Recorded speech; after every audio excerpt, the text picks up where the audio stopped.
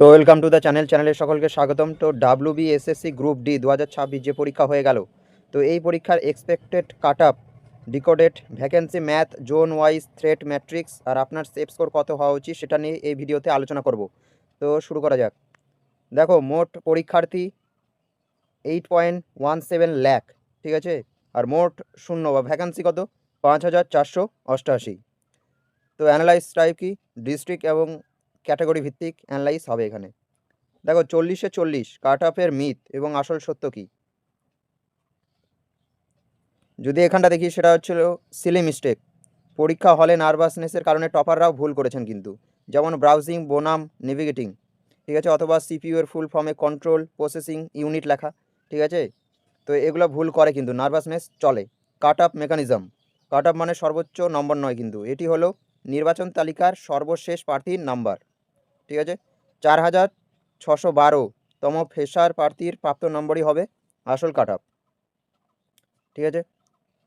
আর এখানটা প্রশ্নপত্র মডারেট লেভেলের ছিল কিন্তু, 40-এ 40 কাট অফ যাওয়া কিন্তু গাণিতিকভাবে অসম্ভব। দেখো, কম্পিটিশনের আসল চিত্র 8 লক্ষ থেকে 5000-এ, ঠিক আছে। কীভাবে নামবে সেটা হচ্ছে, মোট ফর্ম ফিল আপ হয়েছে কত?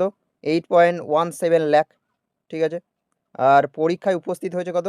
7 লাখ, ঠিক আছে। 86% উপস্থিতি, কিন্তু একটা হিউজ নাম্বার কিন্তু, একটা 7 লক্ষ। আর মোট শূন্যপদ কত নেবে? সেটা হচ্ছে 5488। এবার ভ্যাকান্সি ক্যালকুলেশন, ফ্রেশারদের জন্য 43 সুযোগ বৃদ্ধি পার্সেন্ট, 43% সুযোগ বৃদ্ধি কিভাবে সেটা দেখে নেব। দেখো, মোট শূন্যপদ 5800,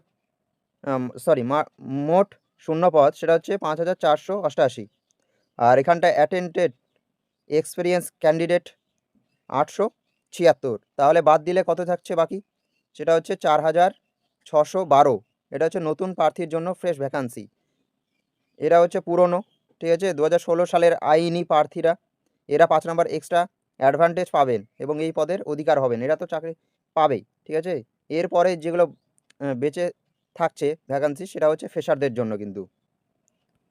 এবার 2016 সালে মোট ভ্যাকান্সি ছিল 3216, আর 26-এ নতুনদের জন্য ফ্রেশ পদ হচ্ছে 4612। তো 43% জাম্প। তো ফ্রেশার্স যারা রয়েছে তাদের জন্য একটা কি সুবর্ণ সুযোগ, ঠিক আছে, এই ভ্যাকান্সিতে। এবার জোন ভিত্তিক থ্রেট ম্যাট্রিক্স, আপনি কোন জোনে আছেন, ঠিক আছে। সেফ জোন সেটা হচ্ছে ওয়েস্টার্নে কত? 1410, আর নর্দার্নে 1270, ঠিক আছে। এখানটা ভ্যাকান্সি পড়েছে। তো মোট ভ্যাকান্সির প্রায় 60% এই দুই জোনেই রয়েছে। তো কাট অফ তুলনামূলকভাবে কম যাবে ওয়েস্টার্ন আর নর্দার্নে, ঠিক আছে। এটা সেফ জোন। এবার ব্যালেন্স জোন সেটা হচ্ছে ইস্টার্ন, সেখানটা রয়েছে 1000-এর কম 736, এখানটা মাঝারি প্রতিযোগিতা হবে কিন্তু, ঠিক আছে। এবার হাই রিস্ক জোন কোনগুলো? সাউদার্ন, সেখানে রয়েছে 499, আর সাউথ ইস্টার্ন সেখানটা 312, ঠিক আছে। তো এখানে কি হবে? এখানে ভ্যাকান্সি সবচেয়ে কম কিন্তু প্রার্থীর চাপ বেশি, সেজন্য কাট অফ সর্বোচ্চ হবে কিন্তু, এটা বুঝতে হবে। এবার দেখে নেবো high risk zone red tower, সেখানটা সম্ভাব্য কাট অফ কত? যেগুলোতে হাই রিস্ক জোন রয়েছে কোন কোন জেলা? সেটা হচ্ছে দক্ষিণ 24 পরগনা, নদিয়া, কলকাতা, হাওড়া, হুগলি। এগুলোতে যাবে কি হাই রিস্ক, ঠিক আছে, হাই যাবে কাট অফ। দেখো, জেনারেলে এখানে যেতে পারে 37 থেকে 38, ওবিসি 35 থেকে 43, কলকাতায় 36 হতে পারে, ঠিক আছে। এবার পরেরটা যদি দেখি, এখানটা ইডাব্লিউএস, এখানে 34 থেকে 37, এসসি 33 থেকে 35, এসটি এটা 31 থেকে 32, আর পিএইচ ফিজিক্যাল হ্যান্ডিক্যাপ 26 থেকে 30 যেতে পারে এই জেলাগুলোতে। এখানটা কি ইডাব্লিউএস এবং ওবিসি প্রায় কাছাকাছি থাকবে, 28 কখনোই হবে না কিন্তু, 30-এর ঘরে থাকতে চলেছে।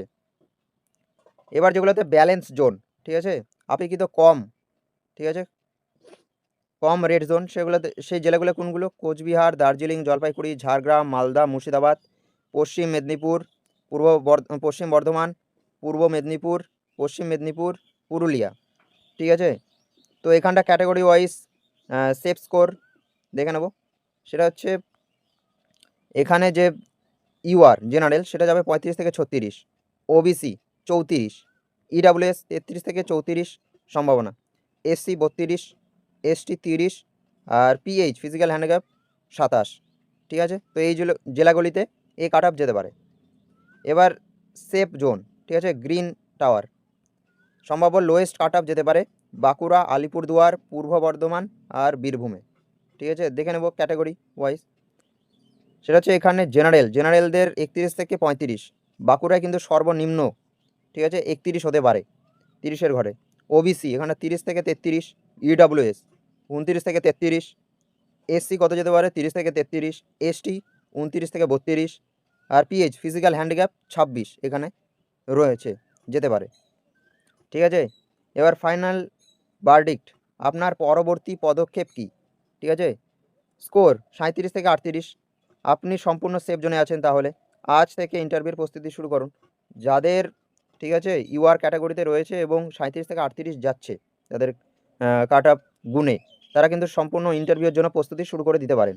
ঠিক আছে, এবার স্কোর যাদের হচ্ছে 35 থেকে 36, তারা হতাশ হবেন না। আপনার জোনের উপর ভিত্তি করে আপনাদেরও ভালো সুযোগ রয়েছে। কিন্তু কাট আপ, ফাইনাল কাট আপ আসা পর্যন্ত হাল ছাড়া উচিত নয়। ঠিক আছে, আর গ্রিন টাওয়ার জেলাগুলিতে থাকলে সুযোগ থাকতে পারে, তবে পরবর্তী পরীক্ষার জন্য প্রস্তুতি রাখুন।